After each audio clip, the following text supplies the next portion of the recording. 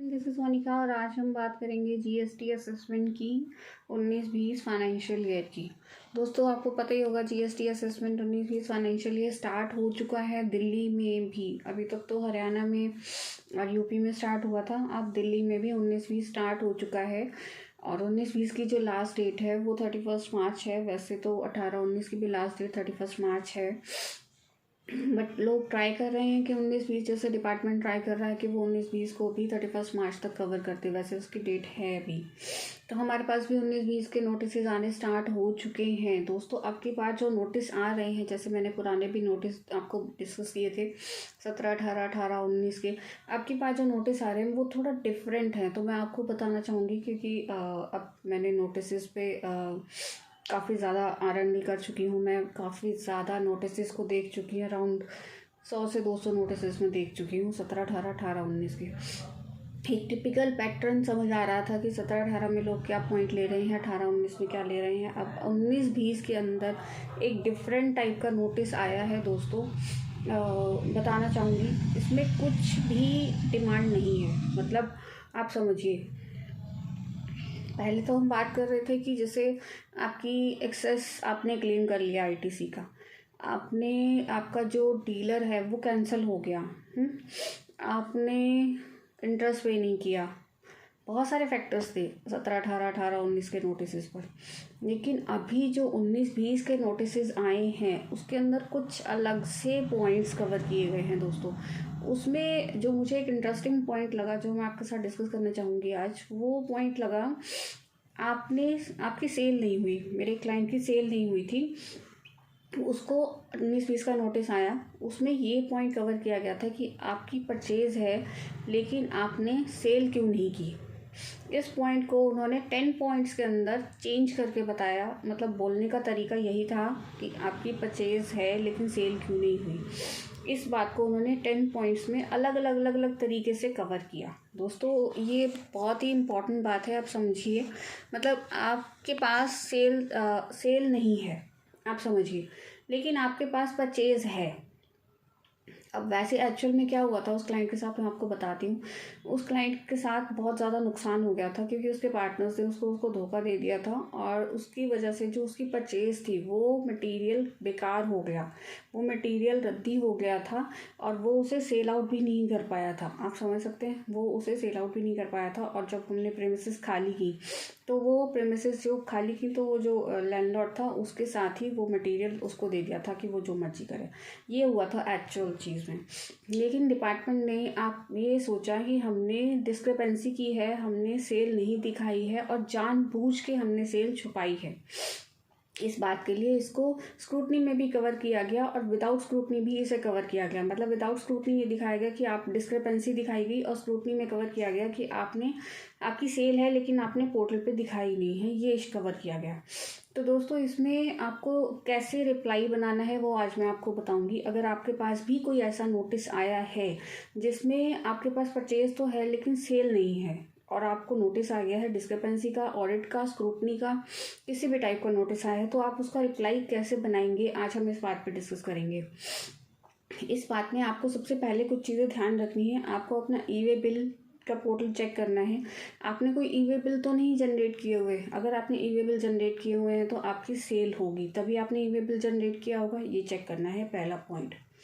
दूसरा पॉइंट आपको चेक करना है कि आपकी बैंक स्टेटमेंट के अंदर कोई अमाउंट रिसीव तो नहीं कर रखी है आपने इस पीरियड के अंदर। अगर आपने रिसीव कर रखी है तो आप चेक करें कि वो किसके अगेंस्ट आई हुई है। आपने कोई मटेरियल सेल परचेज किया है, या किसी बिजनेस पर्पज से आई है, या किस पर्पज से आई है। आप ये चीज़ें चेक करें अपनी बैंक स्टेटमेंट के अंदर, क्योंकि ये सारे पॉइंट्स को ना डिपार्टमेंट खोदेगा, जो मैं आपको बता रही हूँ, राइट। तीसरी चीज़, आप अपने 26 AS को चेक करें कि इस पीरियड के अंदर आपके 26 AS के अंदर कोई पेमेंट आई है या नहीं आई है। आप अपने AIS TIS को चेक करें इस पीरियड के अंदर, क्योंकि डिपार्टमेंट आपसे 26 AS AIS TIS bank statements ये सब चीज़ें मांगेगा, राइट। तो ये सारी चीज़ें आप चेक करें, AIS TIS इसी पीरियड का, जिस पीरियड का आपको नोटिस आया है। AIS चेक करें, TIS चेक करें, बैंक स्टेटमेंट्स चेक करें, जितने भी बैंक हैं सारी की सारी स्टेटमेंट्स निकलवा के चेक करें। क्योंकि ऑडिट का मतलब होता है सब जगह से खोदना, आप समझिए, सब जगह से ईच एंड एवरीथिंग। फिर उसके बाद आप चेक करें आपकी कोई बिल बुक इस पीरियड की प्रिंट तो हो रखी है, लेकिन उस पर कोई बिल तो नहीं कटा है, या आपने बिल काट दिया है और आपने बिल सबमिट नहीं कराया, ऑनलाइन जमा नहीं किया, उसका टैक्स नहीं पे किया, ये आप चेक करें, ठीक है। फिर आप चेक करें R1 और 3B में जो आपने टैक्स पे कर रखा है या कर रखा है या नहीं कर रखा है, ये आप चेक करें। R1 और 3B, जैसे हमारे केस में क्या था, हमने R1 में भी थोड़ा बहुत टैक्स पे कर रखा था, 3B में उससे भी डबल टैक्स पे कर रखा था, तो हमारा टैक्स ज़्यादा पेड था, तो मैं उसका रिप्लाई उसी के अकॉर्डिंग बनाऊंगी। तो आप ये चेक करें कि आपके 3B और R1 में क्या स्टेटस आ रहा है, ठीक है। अब आप ये सारी चीज़ें जब आप चेक कर लेंगे तो एक एक कॉपी निकाल के डिपार्टमेंट में आप ये सबमिशन दे सकते हैं कि हमारी ना तो कोई सेल हुई थी उस पीरियड के दौरान, और इसका प्रूफ हम आपको AIS TIS 26 years bank statements, even bill book की कॉपीज़ भी आपको प्रोवाइड करा रहे हैं।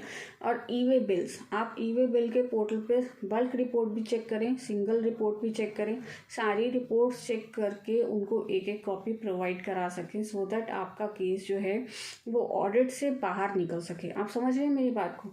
आपको अपना केस ऑडिट से बाहर निकलवाना है, आपको अपने केस में 0 डिमांड का ऑर्डर लेकर आना है। आपकी डिमांड जो भी निकली है या नहीं भी निकली है तो आपको 0 डिमांड दिखानी है। दोस्तों समझ आ रही है? तो आपको इस तरीके से ये सारे डॉक्यूमेंट सबमिट करने हैं, एक एक कॉपी, सो दैट आपको डिपार्टमेंट ये ना कह सके कि आपने जानबूझ के धोखाधड़ी की है या फिर कुछ मटेरियल बेच दिया और सेल नहीं दिखाई है। आपको ये चीज़ें दिखानी है, राइट। अब आप समझ गए होंगे मैंने आपको रिप्लाई बनाने का क्या तरीका बताया है।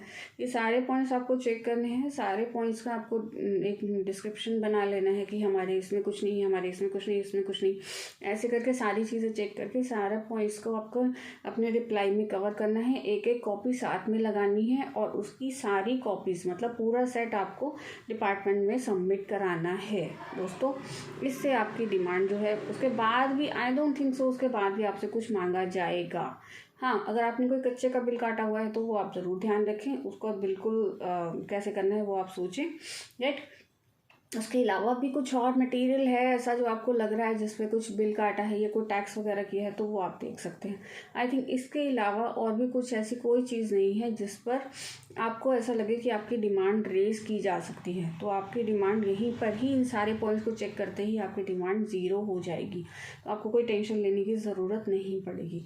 आई होप आपको इस पॉइंट का पूरा क्लैरिफिकेशन मिल गया होगा। तो ये मेजर पॉइंट जो हमारा 19-20 में कवर हुआ था जो मैं आपको बता रही हूँ, और इसके अलावा तो छोटे छोटे पॉइंट्स जो तो मैंने आपको पहले ही बता दिए थे, कैंसर डीलर, ये सारे पॉइंट्स भी कवर किए जा रहे हैं, लेकिन इस पॉइंट को मेजर हाईलाइट किया जा रहा है। या फिर क्या एक और पॉइंट जो मेरे अभी माइंड में आया, आपकी TDS की रिटर्नें ज़रूर चेक करें। GST पोर्टल पे जो आपने TDS की रिटर्नें फाइल की हुई हैं वो ज़रूर चेक करें, डिपार्टमेंट उसको भी चेक करता है, ये ध्यान रखें। आप अपना TDS चेक करें, अगर आपका TDS कटा हुआ है तो आपकी सेल है मतलब, ठीक है।